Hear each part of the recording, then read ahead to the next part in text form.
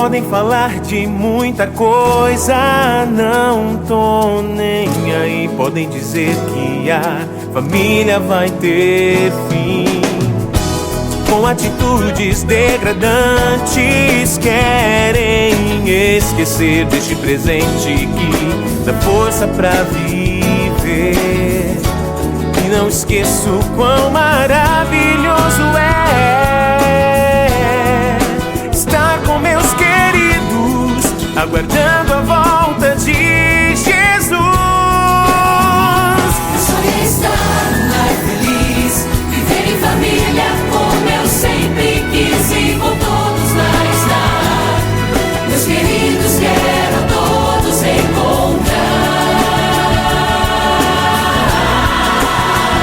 Meu sonho é viver um lar de paz, deixar a tristeza toda para trás e com Cristo quero estar.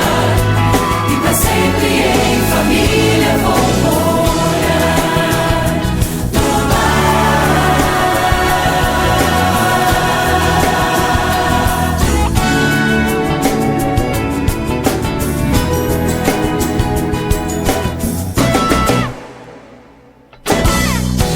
Podem falar que não existe ou que ficou pra trás. Podem dizer que ela é fraca e incapaz.